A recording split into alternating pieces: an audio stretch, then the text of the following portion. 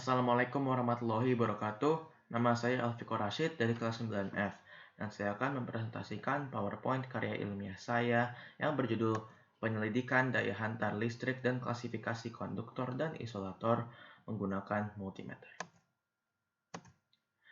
Saya akan mempresentasikan PowerPoint ini lewat pendahuluan, pembahasan, dan penutup. Kita mulai dengan yang pertama, yaitu pendahuluan. Saya memilih judul ini karena saya tertarik dengan hal-hal mengenai listrik, karena saya ingin mengukur arus listrik suatu bahan, dan karena saya ingin bereksperimen untuk karya ilmiah saya. Rumusan masalah dari eksperimen ini adalah, apakah bahan ini yang akan diuji merupakan konduktor atau isolator? Tujuan penelitian dari eksperimen ini adalah untuk mengetahui jika bahan yang sedang diuji merupakan bahan konduktor atau isolator. Metode penelitian yang dipakai adalah metode eksperimen. Sekarang kita ke yang kedua, yaitu pembahasan. Listrik merupakan fenomena fisika yang berkaitan dengan kehadiran dan aliran muatan listrik. Ada dua jenis arus listrik, yaitu listrik statis dan listrik dinamis. Jenis arus listrik yang saya akan bahas di presentasi ini adalah listrik dinamis. Listrik dinamis merupakan arus listrik yang dapat bergerak. Listrik dinamis membutuhkan suatu buah penghantar untuk bisa mengalir. Karena itu, banyak bahan-bahan dibuat menjadi penghantar listrik. Kita bisa menentukan jika suatu bahan merupakan penghantar listrik melalui ampermeter dan multimeter. Ampermeter adalah alat pengukur arus listrik. Ampermeter dapat digunakan untuk menentukan arus listrik searah dan bolak-balik. Multimeter adalah alat ukur listrik yang bisa digunakan untuk mengukur arus, tegangan, dan hambatan listrik. Multimeter juga bisa digunakan untuk mengukur arus listrik yang dihantar suatu bahan. Bahan-bahan yang dieksperimen dapat berklasifikasi konduktor atau isolator. Konduktor adalah suatu bahan yang mudah menghantar atau dilalui listrik. Sifatnya adalah menghantar elektron dari satu titik ke titik kelistrikan yang lain. Kegunaan utama dari bahan penghantar listrik atau konduktor adalah untuk mengalirkan arus listrik. Isolator adalah bahan yang tidak dapat dilalui oleh arus listrik. Bahan isolator memiliki hambatan jenis yang besar.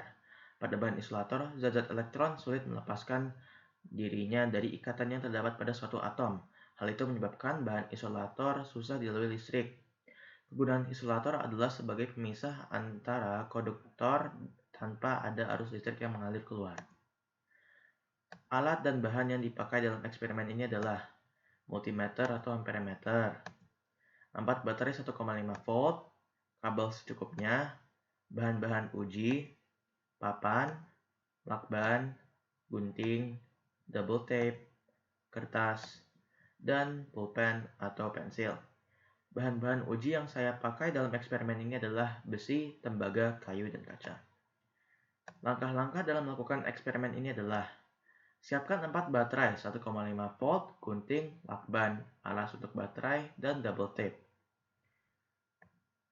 Tempelkan double tape ke atas papan dengan sejajar atau lurus. Tempelkan 4 baterai 1,5 volt ke atas double tape yang sudah berada di atas papan. Pastikan baterainya ditempel dengan posisi satu positif, satu negatif. Hasilnya akan seperti gambar A. Yang keempat, setelah itu buatlah rangkaian seperti gambar B.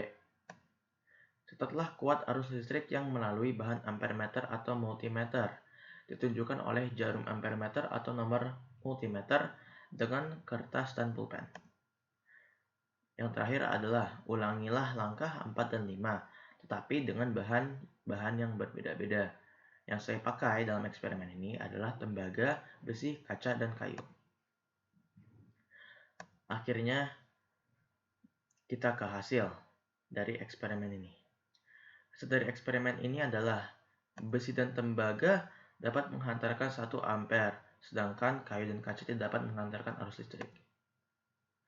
Yang terakhir adalah penutup.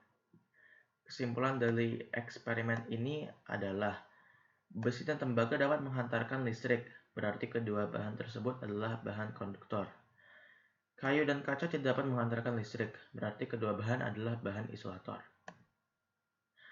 Saran saya untuk yang ingin melakukan eksperimen ini adalah untuk menggunakan multimeter, karena arus ini dapatkan bahan ujinya akan lebih mudah untuk dibaca dengan multimeter. Itu semua dari saya. Mohon maaf kalau saya ada kata-kata yang salah. Terima kasih sudah mendengarkan presentasi saya. Assalamualaikum warahmatullahi wabarakatuh.